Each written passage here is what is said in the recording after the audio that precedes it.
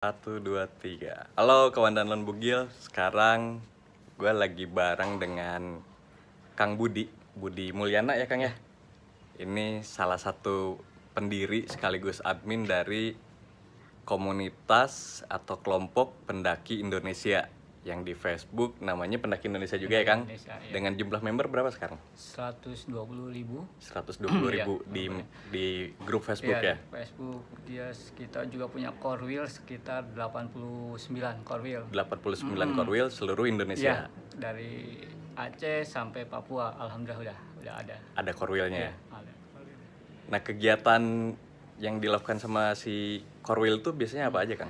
Dia yang rutin ya kebanyakan tuh di core wheel itu mereka ngadain minimal kopdar. Ada yang seminggu sekali, ada yang sebulan sekali, terus juga ada pendakian bersama. Kebetulan kalau di pendaki sendiri kita melarang ada open trip. Jangan ada open trip gitu di grup. Pendakian bersama artinya share cost, terus juga untuk peralatan-peralatan segala macam sambil kita belajar sama-sama lagi untuk oleh manajemen pendakian, hal-hal kecil lah gitu. Jadi sama-sama saling belajar berbagi lagi. Gitu ya Kang ya. Seperti itu. Jadi ada edukasinya harus benar-benar diterapkan. Yang di pusat? Kalau kegiatan di pusat kita lebih banyak cuma support aja ya, atau memfasilitasi mereka, atau juga ada ide-ide dari pusat kita ini kan ke koril untuk mereka jadi ide mereka juga nantinya. Jadi ada kegiatan-kegiatan yang bisa sama-sama dilakukan kayak gitu. Nah, yang menarik ini komunitas online yang gue rasa paling lama di Indonesia ini. Kurang lebih gitu ya Kang ya? Ya. Tahun berapa Kang? Si itu, pendaki Indonesia ini mulai berdiri? Terbentuk itu sekitar tahun 1997. Dari benar-benar pure kita lahir itu dari dunia maya ya, dari internet. Di komunikasi kita itu dulu di aplikasi atau yang namanya itu MRAC. Mungkin nggak tahu sekarang masih ada, cuma ya pasti sepi lah gitu, karena kan udah dengan kemajuan teknologi orang berpindah ya hal yang lebih mudah gitu, lebih modern gitu. Lebih modern. Kalau MRIC kan kayak cuma SMS text base kayak gitu, terus harus pakai script segala. Ya, betul. Itu yang kadang yang bikin kita ini juga gitu menarik juga untuk eksplor kayak programming lah kayak gitu. Dan kebanyakan jadi pengurusnya itu ya penjaga warnet semua OP kayak gitu. Karena hampir 24 jam mereka online terus, kayak gitu. Dan basecampnya pun OP di warnet itu, basecampnya PI. Karena kalau kemana-mana pertama yang kita tuju itu warnet. Kalau kita udah ngeliat warnet itu aman gitu kan. Pasti ada anggota PI di situ gitu ya. Dari tinggal online kita kasih tahu lokasi kita di mana, nah nanti mereka evakuasi gitu. Kita bawa di bawahnya pun pasti ke warnet itu gitu. Karena base camp kita di warnet. Jadi sebelumnya memang belum pernah ketemu offline gitu ya? Belum. Memang terbentuk dari online aja gitu. Iya, semua tuh sebab online. Apalagi dulu kita untuk kayak untuk posting, untuk untuk cari teman itu kan dulu ada yang portal pendaki Indonesia yang pertama. Namanya azimut.or.id. Itu portalnya itu. Portal pendaki pertama di Indonesia itu. Dan kebetulan juga ownernya itu salah satu ya perintis atau pendiri PI, Kang Irvin Anjas. Nah, dia yang punya portal Azimut itu. Nah, di situ kita sering posting juga gitu kan, karena banyak informasi sekitar kegiatan alam bebas di portal itu kayak gitu. Jadi dari tahun 97 awalnya dari aplikasi MRC. Iya. Jadi itu aplikasi online buat chatting gitu ya kan? Iya. Kita dulu kan kalau kita itu baru ketemu itu kalau cuma sekedar silaturahim, tapi nggak langsung pendakian, nggak. Kita saling kunjungi lah gitu. Misalkan saya sering kunjungan ke Jogja, di sana pun kita nggak jarang mendaki, tapi yang penting kita kumpul-kumpulnya dulu gitu. Kita ngobrol-ngobrol aja gitu ya. Jadi pertemanan atau persahabatan itu benar-benar dieratkan dulu kayak gitu. Setelah sekian lama baru mendaki bersama kayak gitu.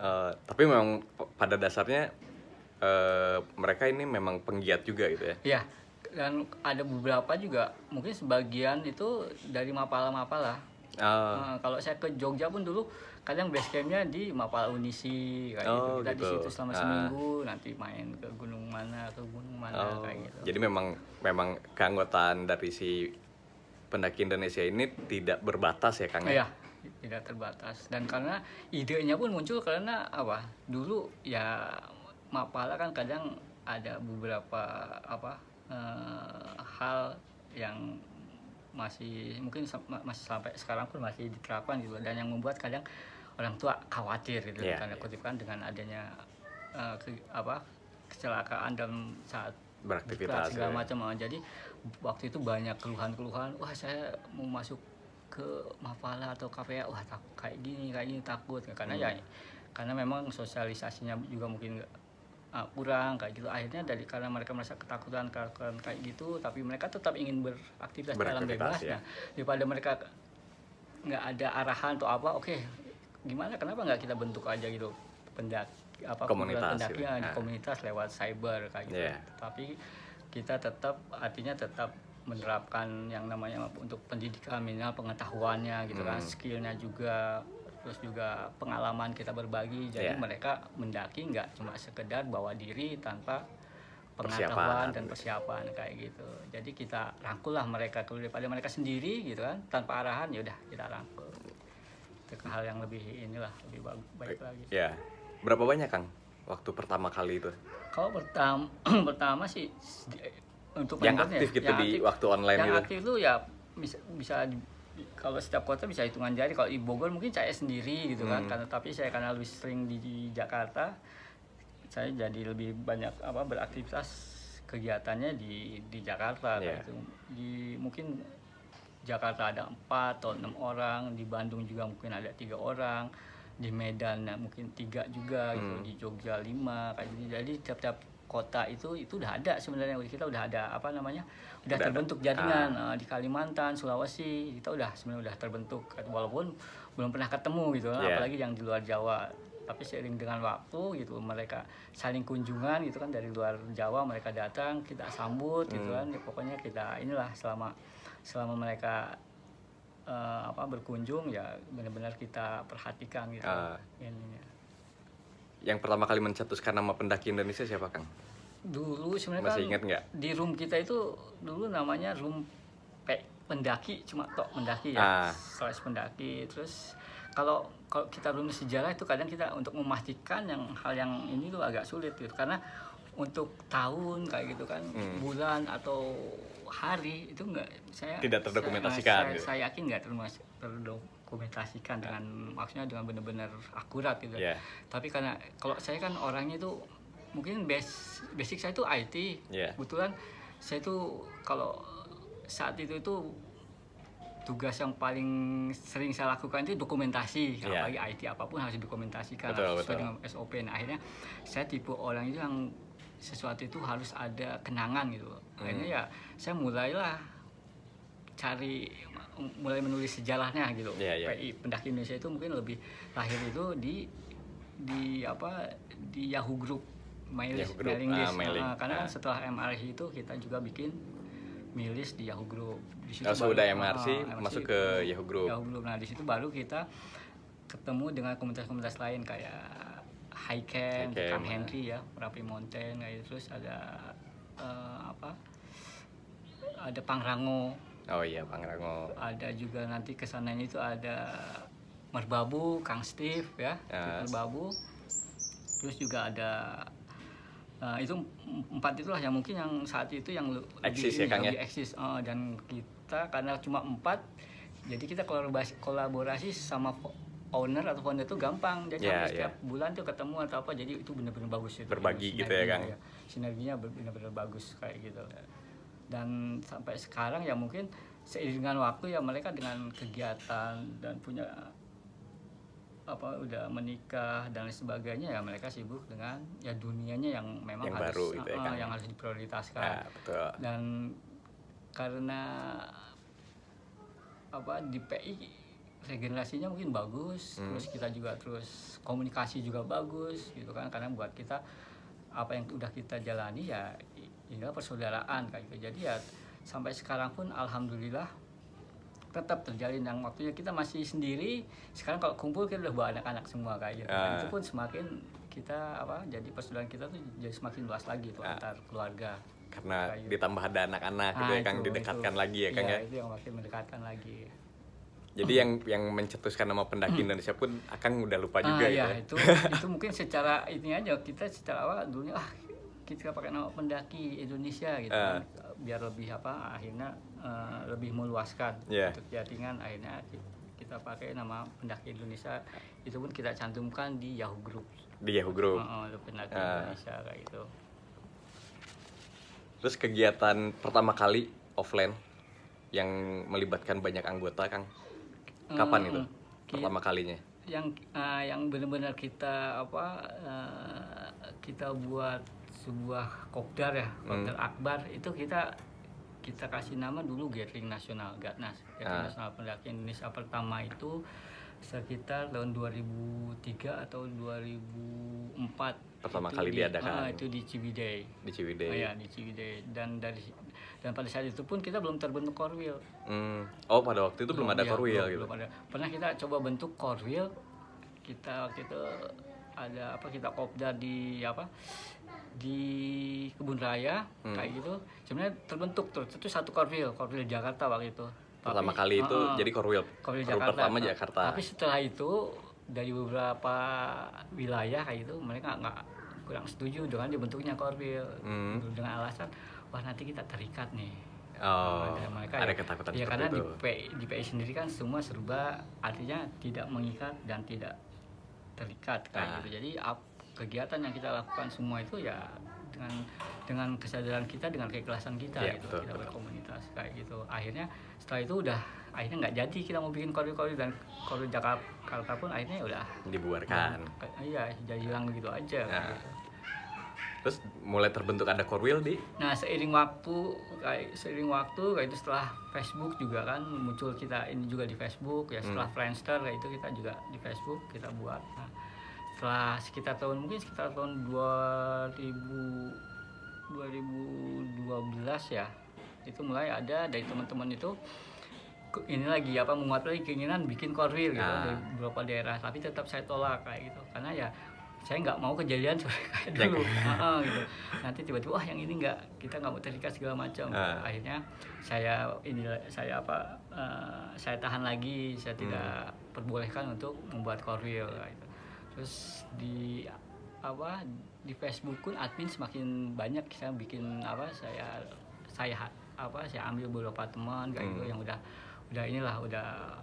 komunikasinya bagus, udah pernah ketemu juga, jadi bantu saya di admin. Makin lama, muncul lagi keinginan untuk Korwil semakin banyak, gitu kan. Akhirnya saya udah kalau mau bikin Korwil, oke, kita komitmen dulu, saya bilang. Akhirnya saya juga ngobrol dengan admin pusat gitu loh. Ini perlu kita buka apa enggak gitu loh. Kalau perlu komitmen kita gitu loh. Kita harus jaga juga nih, kan. Kita juga harus bisa memonitoring komunitas juga gitu, Korwil juga, dan kita harus siap untuk berbagi gitu kan, untuk jadi untuk mengarahkan mereka, untuk membimbing mereka gitu kan Korwil-Korwilnya. Dan itu kalau misalkan boleh gitu saya bikin Korwil. Tapi kalau kita nggak siap, kita tahan lagi, nggak perlu ada Korwil. Tapi kalau udah ada komitmen dari adminnya sendiri, dari para admin, akhirnya kita sama-sama lah kita jalankan gitu. Akhirnya mulai terbentuk Korwil kayak gitu. Korwil pertama di mana Kang? Sebenarnya yang secara resmi gitu. Secara resmi itu sebenarnya ada Korwil Bitung ya. Oh, Bitung yang pertama Sulawesi. kali. Cuma ya itu dari situ itu cuma sekedar nama, sih bikin tanpa kalau sekarang kan udah kita umumkan gitu kan. Kita buatkan grup, dia buat IG juga segala macam. Kalau dulu udah cuma lisan gitu. Kita pun nggak ada pemberitahuan di Facebook grupnya sendiri gitu. Tapi mereka tetap komunikasi, mereka sering report kayak gitu. Nah, dari setelah itu baru bermunculan Solo segala macam, dan itu pun ya peraturannya masih belum kita belum ada rule yang baku banget gitu. Buat pembentukan Korwil. Kebijakan kayak gimana. Tapi ya alhamdulillah seiring dengan waktu akhirnya kita kasih beberapa rule juga beberapa kebijakan yang menjadi patokan kita untuk bertindak kayak gitu, untuk melakukan kegiatan-kegiatan semua gitu. Mungkin kalau organisasi itu mungkin ada ART-nya gitu, Iya, tapi di kita rule dan kebijakan itu yang kita jadikan patokan. Core Wheel mana yang paling aktif, Kang? Sebenarnya banyak sekarang alhamdulillah yang paling aktif. Ada apa sebenarnya, seperti Solo, Jogja, apalagi Jogja itu Jogja aktif sekali. Jogja, terus mungkin banyak sebenarnya, hampir apa sebagian besar aktif mereka di kegiatan apa kegiatan internal kayak kayak Kopdar itu mereka selalu lakukan, juga kegiatan-kegiatan sosial lah itu lebih jadi mereka memang setiap Core Wheel memang aktif gitu ya, Kang? aktif mereka Rata-rata aktif itu semuanya gitu. karena kita setiap hari itu komunikasi itu berjalan. Oh gitu. Kita ada grup khusus untuk admin, juga grup khusus untuk Core Wheel seluruh Indonesia. Jadi itu grup itu ya buat komunikasi, juga untuk melaporkan kegiatan-kegiatan mereka. Berarti setiap Core Wheel ada kepengurusan? Secara formal nggak ada. Oh nggak ada. Di pusat pun gitu. Di pusat itu saya cuma ada itu admin pusat dan bendahara, cuma dua itu aja gitu. Bendahara pun karena kalau kita ada kas sementara kita simpan, nanti baru kita salurkan lah kemana. Nah di Core Wheel pun seperti itu. Mereka ada Core Wheel itu kan dipegang oleh minimal 2 orang. Core Wheel dipegang 2 orang. Bisa lebih dari 2 orang bila hal itu memang memungkinkan. Kayak gitu, dan ada bendahara. Dan untuk struktur organisasi pun kita nggak kita buatkan, baik itu di pusat maupun di Core Wheel. Seperti itu. Nah, gathering yang pertama kali berapa banyak yang datang? Gathering nasional itu mungkin sekitar 300 di waktu itu. 300 orang 300 orang, dan alhamdulillah ya dari berbagai daerah juga kayak Sumatera, Kalimantan, Sulawesi, alhamdulillah ada yang mereka datang, ada perwakilan 2004 ya itu 2004 ya, Kang ya. Itu. Terus itu rutin diadakan? Harusnya rutin selama 2 tahun ya, setiap 2 tahun. Oh, 2 tahun sekali. Tapi yang namanya komunitas kadang kita turun naik, apalagi di saat para perintis gitu, sesepuh itu udah sibuk gitu dengan dengan kehidupannya kayak gitu kan, mereka punya prioritas lah gitu untuk kerja atau keluarga. Nah dari situ dan waktu itu belum terbentuk Core Wheel, akhirnya sempat vakum juga gitu. Vakum itu justru pada saat Gatnas ketiga, setelah Gatnas ketiga ya. Menuju Gatnas keempat berarti. Itu terakhir itu 2008, dari situ sempat vakum. Hampir 10 tahun kayaknya ya. 10 tahun? Untuk Gatnasnya ya. Tapi kalau untuk kegiatan rutin,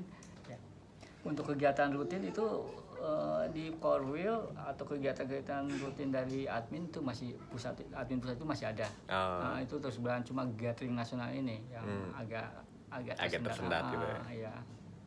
Nah kalau misalnya si Core Wheel bikin gathering gitu, kalau tidak skala nasional boleh? Skala nasional? Bukan skala nasional, jadi hanya regional per Core Wheel-nya gitu. Bahkan gitu kalau sekarang ada, kalau di Jawa Tengah dan Jogja itu ada yang namanya Jungle Camp. Jadi kegiatan satu provinsi. Di gabungan gitu ya. Ini juga di Jawa Timur juga ada, namanya itu mungkin Family Camp. Jadi mereka setiap 4 bulan atau 6 bulan sekali mereka mengadakan kegiatan itu. Dan kalau di Jawa Barat, DKI, Banten itu gabungan itu namanya pendakian kegiatan 3 provinsi. Untuk itu bisa 4 jadi bulan atau 6 bulan. Jadi eventnya per Core Wheel gitu ya. Event ke regional kayaknya. Regional. Jadi satu provinsi. Bukan dari pusat gitu ya. Jadi kalau pusat hanya di gathering nasional itu. Nah, mengenai legalitas, Kang. Legalitas yang katanya si pendaki Indonesia ini logonya sudah diregistrasi ya, Kang?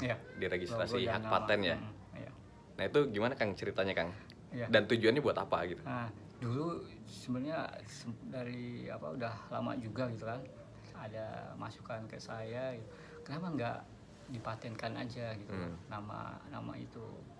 Sebelumnya saya nggak setuju gitu, saya bilang pasti nanti nanti banyak permasalahannya segala macam, dan buat apalah, saya juga capek gitu. Saya juga ada karena kita pasti ada suatu saat kita tuh merasa jenuh gitu kan, Yeah. capek, dan itu pun pernah saya alami gitu, sampai bahkan Facebook group aja mau saya close gitu dulu itu, sampai karena udah saking capeknya gitu kan, udah jenuh gitu. Terus tiba-tiba ya itu ada ide, kenapa nggak kita patenkan aja gitu. Terus apa tujuannya nih, saya bilang saya belum dapat maksud dan tujuan harus kita patenkan kayak gitu. Padahal dari dulu saya tuh nggak kepikiran kayak gitu, tapi teman saya tuh punya, mungkin dia nggak sambil bercanda, cuma iseng lah kita ngobrol itu. Kan sayang, dia bilang, kita punya rumah, kamu yang jaga, yang paling sering jaga gitu kan, jaga rumah itu gitu.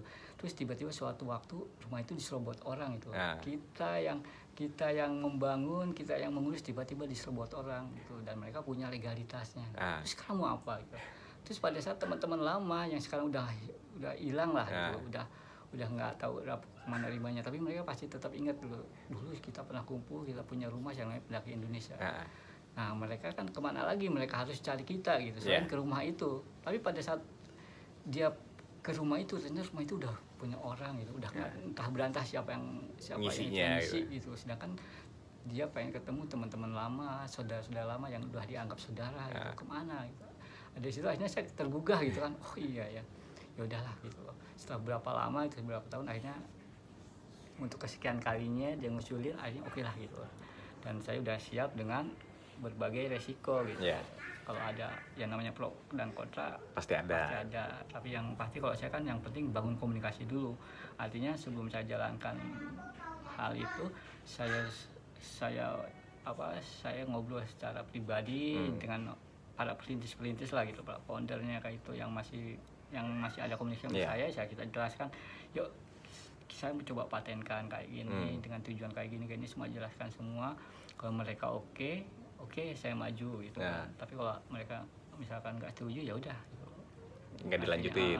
Akhirnya alhamdulillah setuju, akhirnya ya udah kita coba proses untuk legalitas nama ke DJKI, dan alhamdulillah dengan berproses cukup panjang 5 tahun akhirnya kita dapat sertifikasinya juga. Jadi itu sekarang udah ada hak patennya dalam penggunaan logo dan nama, harus berizin berarti ya Kang. Dan alhamdulillah semenjak itu ada beberapa teman yang pengen melegalkan nama atau komunitasnya, ya sharing gitu dengan saya, dan ya alhamdulillah juga, jadi kita juga jadi menjadi inspirasi buat mereka gitu kan, bahwa apa yang udah kita bangun ya bisa jadi inspirasi buat teman-teman yang lain gitu ya kan. Jadi kita legalkan agar ya orang lain nggak dengan mudah merebut atau tiba-tiba kita ada yang take over. Kalau dulu kan kayak gitu mereka sering langsung take over, kita nggak bisa apa-apa kan kayak gitu. Dan alhamdulillah ya banyak juga sekarang komunitas-komunitas yang mulai,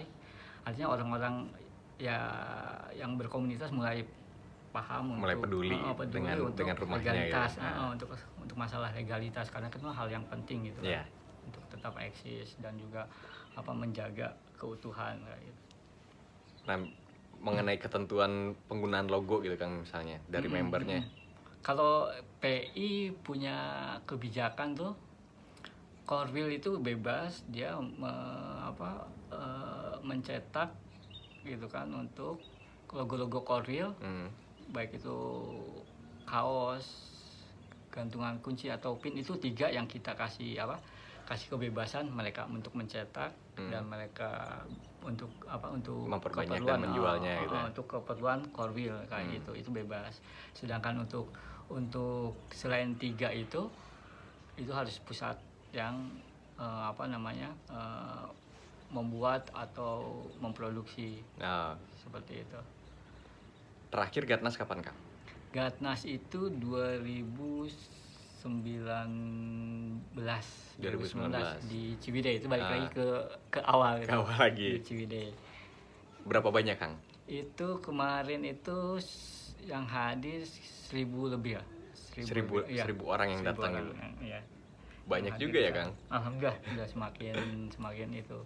Semakin artinya semakin kita semakin berkembang dan orang-orang juga semakin tumbuh ya Kang ya. Iya, kayak gitu. Nah, kepercayaan dari komunitas lain seperti apa Kang? Komunikasinya seperti apa gitu? Ya, alhamdulillah kalau selama ini kita komunikasi dengan komunitas-komunitas lain tuh bagus sekali ya. Dan memang karena jiwanya PI gitu. Dulu pun di masa komunitas itu masih sedikit seperti di Yahoo Group itu di Milis ya. PI itu lebih banyak sebagai penengah aja gitu. Kalau ada apa-apa di antara komunitas-komunitas ya kita ya yang ikut inilah gitu, ikut menjembatani mereka. Dan memang kan PI itu sebagai gateway sebenarnya. Artinya dia pintu gerbang, dia jembatan yang menjembatani kegiatan maupun komunikasi antar komunitas maupun individu gitu. Karena itu jadi PI itu sebenarnya nggak ada tempat, nggak ada apa. Jadi kalau apalah jembatan itu mereka kan hanya untuk mereka orang menyeberang, mereka untuk saling terhubung gitu. Saling menghubungkan kayak gitu. Itulah PI kayak gitu. Dan saya pun sebenarnya kan nggak, komunitas baru pun kita welcome banget buat kita. Mereka itu saudara kita gitu, saudara muda kita gitu, untuk harus kita bina. Bahkan saya pun dulu dan beberapa anggota PI itu kita ikut mendandani jejak petualang, komunitas jejak petualang. Kita juga yang ikut membangun dari awal gitu, jejak petualang, yang akhirnya sekarang kan udah alhamdulillah udah makin besar eksis sendiri gitu ya. Kalau PI seperti itu, kita ikut membentuk komunitas. Setelah mereka mandiri, kita balik lagi ke rumah kita. Dan di Bogor pun sebenarnya saya juga ikut membidani yang melahirkan pendaki Bogor. Ada 4 orang kayak saya, Kang Dion, Eli, ada satu lagi juga anak Bogor. Itu sekarang udah alhamdulillah PB ini sekarang udah berjalan 4 tahun 5 tahun. Mereka udah mandiri ya, akhirnya saya balik lagi ke rumah saya sendiri gitu. Dan kita terus menjaga mereka untuk terus berkembang dan tumbuh. Itu PI ya seperti itu gitu. Terus bekerja sama dengan pihak lain Kang, selain ya untuk eksistensi si PI sendiri gitu kan. Kita kan juga pasti ada perlu buat kasarannya buat menjalankan aktivitas gitu. Itu ada support nggak Kang? Kalau ya kasarnya sponsor atau apa gitu. Nah, selama ini yang sering dulu ya, karena mungkin dulu kita masih idealis banget. Saya dulu itu kalau kita ngadain kegiatan, kita nggak jangan ini ke sponsor lah gitu. Jangan dulu ini ke sponsor, kita lakukan gitu, dari PI, oleh PI untuk PI. Itu seperti itu gitu. Tapi sering berjalan akhirnya dari setiap korwil, biasanya kalau korwil ngadain kegiatan, oke silahkan sekarang untuk artinya untuk juga memberikan semangat dari teman-teman di korwil ya. Boleh mereka cari sponsor atau partnership, silahkan untuk menunjang juga untuk kegiatan mereka kayak gitu. Yang pasti ya intinya saling menguntungkan dan sama-sama saling support. Ya. Nah, yang di pusat gimana Kang? Ada support juga? Kalau dapat support juga? Mungkin kalau untuk kegiatan gathering aja tertentu ya, bisa kayak gathering baru kita mungkin karena dari kebutuhan dari panitia, akhirnya biasanya kita menggandeng sponsorship atau partnership. Gitu. Buat aktivitas kegiatan Gatnas saja gitu, tapi kegiatan yang lainnya? Kalau yang lain sih, kalau untuk pusat belum ya? Belum. Rencana ada apa nih Kang? Kan sekarang si PI ini udah 23 tahun ya berarti ya? Rencana 24, sekarang mau 24 nih tahun ini. 24 ya? Tahun ini 24. Rencana ada kegiatan apa Kang? Dan ada gebrakan apa nih di komunitas yang mungkin baru atau memang harus diulang nih, yang dulu ada tapi sekarang udah nggak ada gitu. Nah, ini yang pengen dibangun lagi. Ada nggak Kang? Sebenarnya sih ada rencana, mungkin masih off the record sih, ada belum bisa disampaikan gitu. Tahun depan kayaknya, karena tahun depan itu ada ulang tahun Perak ya. 25 tahun. Nah itu ada tim yang menggodok lah gitu. Nanti biar mereka menggodok seperti apa. Yang pasti kalau yang sekarang itu ya, yang lebih banyak saya soroti sekarang itu, saya mau meningkatkan SDM-nya gitu di komunitas sendiri. Karena yang pasti walaupun sekarang itu admin itu ada sekitar 23, Kemarin saya sempat 23 sampai 30. Nah, itu buat saya sih belum cukup gitu loh. Masih Karena, kurang iya, ya. karena yang harus kita cover itu kan seluruh Indonesia gitu. Dan sekarang mungkin kebanyakan admin itu tersentralisasi di Pulau Jawa gitu. Dan itu harus adanya perubahan-perubahan lah gitu. Dan sekarang ya saya nggak mau mengidentikan bahwa admin pusat itu sama dengan adminnya Facebook. Gitu. Makanya, jadi akan dibedakan. Artinya kita udah akan buang stigma kayak gitu. Admin pusat itu mereka yang aktif di Facebook ataupun tidak gitu, tapi yang pasti mereka bisa memantau, memonitoring, juga menjadi penasehat di korwil. Jadi mereka bisa nge-leader korwil gitu ya, Kang. Mereka juga bisa turun langsung di lapangan kayak gitu untuk ikut berbaur dengan mereka. Jadi ya pastinya butuh SDM dari berbagai wilayah juga, dari korwil gitu, karena mereka yang lebih tahu keadaannya kan di sana. Seperti itu. Jadi nanti ada kegiatan di 25 tahunnya Pendaki Indonesia yang belum bisa disampaikan, Kang. Gebrakannya. Siap. Masih ada yang mau disampaikan, Kang? Saya sih berharap karena sekarang tuh banyak banget ya komunitas yang sama persis gitu kegiatannya. Dan sayangnya itu kadang kita nggak kenal nih sama owner atau sama pendiri atau sama admin kayak gitu, karena mungkin terlalu banyak komunitas. Dan juga mungkin komunikasi juga mungkin yang harus lebih dibangun lagi ya, Kang, dijalin lagi. Dan kalau ada sih kayak ada forum khusus, komunikasi khusus untuk para admin lintas komunitas. Jadi pada saat kita bersinergi, pada saat kita melakukan kegiatan itu nanti dampaknya lebih bagus lagi kayak gitu. Saya pengen kalau kayak dulu sih memang karena baru 4 gitu kan, baru 4 komunitas yang milis Yahoo Group itu, jadi kita sering ketemu gitu, sering ngobrol kayak gini. Jadi itu chemistry-nya udah masuk gitu. Apapun yang udah kebangun kegiatan ya kita nggak usah capek-capek, udah sesama admin udah ngobrol aja udah langsung jalan gitu. Yang apalagi member-member yang lain tinggal ngikutin arahan dari admin. Nah, kalau sekarang sebenarnya semakin banyak komunitas kan semakin bagus, semakin beragam gitu, dengan ide-ide yang cemerlang gitu. Tapi ya itu harus dibangun komunikasi yang bagus dan semakin dirapatkan ya antar admin, terutama founder. Nah, itu yang harus silaturahim. Kalau ada perlu ada itu kayak gathering khusus lah, khusus buat admin atau pendiri-pendiri biar kita ada komunikasi semakin dekat, biar semakin akrab. Itu akhirnya kegiatan nanti dihasilkan juga lebih bagus lagi, lebih bermakna, lebih berasa lah gitu untuk lingkungan kita juga. Gitu. Itu sebenarnya yang harus mulai kita benahi nih gitu. Jangan sampai kita hilangkan sekat-sekat yang ada lah gitu, kayak gitu. Nah, boleh disampaikan juga, Kang, medsosnya Pendaki Indonesia supaya jadi informasi juga di channel saya ini, Kang. Kita kan ada beberapa, kalau untuk media sosial kita udah mulai ada Instagram juga, terus web juga, dan kita sebenarnya lebih boleh disebutin, Kang, nama akunnya, Kang, biar biar bisa dicari. IG Pendaki Indonesia itu ya Pendaki Indonesia digabung semua. Terus kalau web Pendaki Indonesia itu pendaki-indonesia.com. Pendaki ininya. Dan sekarang ya memang kita jadikan pusat data dan informasi nanti ke depannya insya Allah, karena kita pun untuk ada beberapa sesepuh yang aktif lagi dan mereka dengan ide-idenya yang bagus, dan insya Allah nanti juga berguna karena akan dipetakan, juga akan semua data, nggak cuma korwil, nanti tempat-tempat seperti gunung atau tempat wisata bisa diakses di situ. Bisa kita masukkan di database itu kayak gitu. Dan itu sangat interaktif juga kayak gitu. Masih ada, Kang?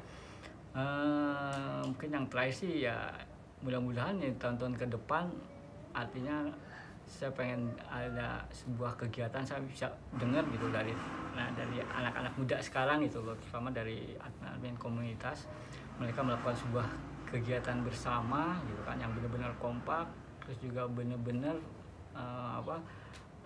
hasilnya itu nyata dan bisa dirasakan oleh orang banyak.